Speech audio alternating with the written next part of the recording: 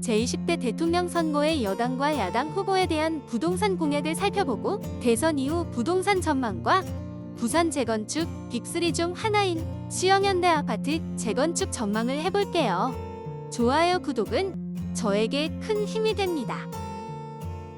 여야 유력 대통령 후보인 이재명과 윤석열 후보의 부동산 공약은 문재인 정부의 부동산 정책에 대한 개선 의지를 가지고 있어요. 이재명 후보의 공공주도든 윤석열 후보의 민간주도든 두 후보 모두 대량 공급으로 부동산 가격 안정에는 도움이 될 것 같아요. 특히 재개발 재건축의 정비사업에는 구체적인 수치를 제시하며 규제 완화 정책을 발표하고 있어요. 지금부터 민주당 이재명 후보와 국민의힘 윤석열 후보의 부동산 공약을 자세히 살펴보기로 해요. 먼저 부동산 공급 부문을 볼게요. 이재명 후보는 장기적으로 공공주도로 주택 311만 호를 공급하고 윤석열 후보는 민간주도로 임기 내 250만 호를 건설한다는 공약입니다. 실제 공약이 지켜질 경우 과거 노태우 정부의 주택 200만 호 공급처럼 집값은 안정이 되겠지만 공공주도의 경우 토지 수용의 소유주들의 반발이 예상되고 민간 주도의 경우 재개발 재건축의 규제가 완화되는 절차가 원만하게 진행되었을 때 가능한 것이죠. 둘째로 세제 측면에서 살펴볼게요.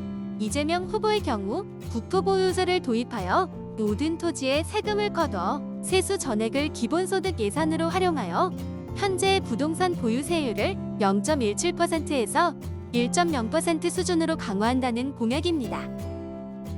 양도소득세의 경우 다주택자 양도세 한시적 완화를 검토하고 양도세 중과이해를 내놓고 있어요. 취득세의 경우 최고 세율 3% 부과 기준을 현행 9억 원에서 12억 원으로 상향하여 세금이 낮아지는 효과를 볼 수 있어요. 또한 종합부동산세를 개선하여 공시가격과 관련한 제도의 전면적인 재검토를 이재명 후보는 큰 틀에서 현 정부의 규제 정책을 유지하면서도 실수요자 위주의 세제 부담을 완화한다는 내용입니다. 윤석열 후보의 세제 공약을 살펴보면 종부세를 재산세에 통합하거나 1주택자에 대해서는 종부세를 면제하는 방안과 양도소득세 개편 방안으로 다주택자 중과 세율을 최대 2년간 배제해서 다주택자의 주택 매각을 촉진하겠다는 내용을 밝히고 있어요. 그렇게 하면 그동안 풀리지 못한 매물이 시장에 나오면서 가격 하락으로 이어질 수 있는 요인으로 보여지고 과세 기준을 주택수가 아닌 가액 기준으로 변경하겠다는 공약도 내놓고 있어요. 취득세율은 1주택자의 경우 단일화하거나 세율 적용 구간을 단순화하여 초과 누진 세율로 변경하고 조정지역 2주택 이상에 대해서는 과도한 누진 세율 완화를 공약으로 내놓고 있어요.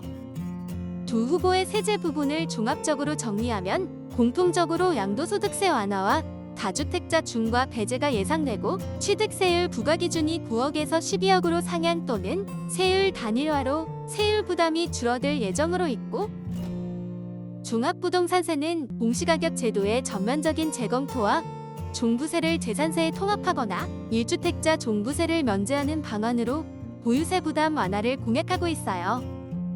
전반적으로 이재명 후보는 국토보유세 신설 부분을 제외하고 현 정부의 규제 정책을 유지하되 세제 부담 완화를 검토하는 반면 윤 후보는 좀 더 구체적인 세제 부담 완화를 제시하는 차이가 있습니다.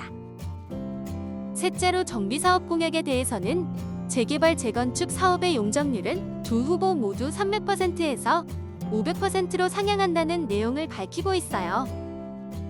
재건축 안전진단 평가 시 이 후보의 경우 구조안전성 항목의 비중을 하향하는 공약이고 윤 후보의 경우 준공된 지 30년 이상 된 아파트는 정밀안전진단 단계를 면제하는 공약을 했습니다.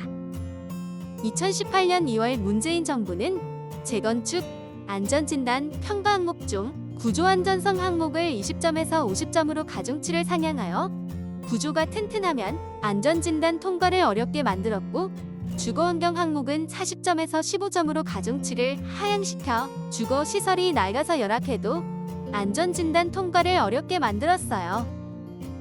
따라서 이러한 안전진단 평가 항목 가중치를 완화 또는 면제할 경우 30년 이상 된 재건축 대상 아파트의 경우 재건축 시기가 당겨지는 효과가 있어요. 지금부터 대선 이후 수영 현대아파트 재건축 전망에 대해서 살펴볼게요.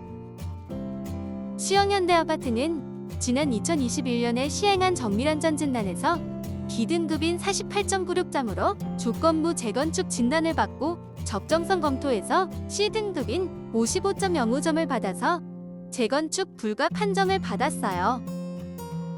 재건축 안전진단은 100점 만점에 A등급에서 2등급으로 나뉘고 2등급은 재건축이 가능하고 D등급인 31점에서 55점이 나오면 공공기관의 적정성 검토를 통과해야 재건축을 할 수 있답니다. 수영현대아파트는 2021년 재건축 기대감으로 큰 상승을 하였습니다. 지금은 정부의 대출 총량 규제와 금리 상승 기조로 매수 심리가 얼어붙어 있어서 거래 절벽을 이루고 있어요.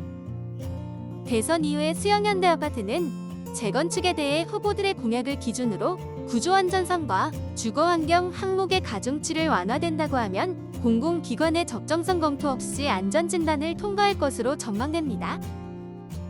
구조 안전성 항목은 붕괴 등 구조적 위험이 있는지를 살피는 항목으로 현재의 안전진단 가중치로는 통과가 불가능합니다. 재건축 아파트 가격은 미래의 가치를 반영한 것이기 때문에 대선 후보들의 공약대로 규제가 완화될 경우 수영현대아파트는 재건축 진행 시기를 단축할 수 있어서 호재로 작용할 수 있어요. 다만 당선 이후 공약이 잘 이행할지는 대통령 당선자 의지와 현재 여당의 협조에 달려 있을 것으로 보여집니다.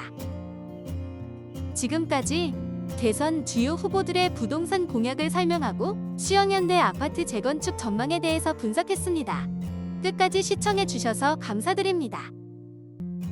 부산 더샵 센텀폴의 부동산은 현대아파트 맞은편에 위치하고 항상 가치 분석을 정확하게 합니다. 감사합니다. 좋아요와 구독 버튼은 큰 힘이 됩니다.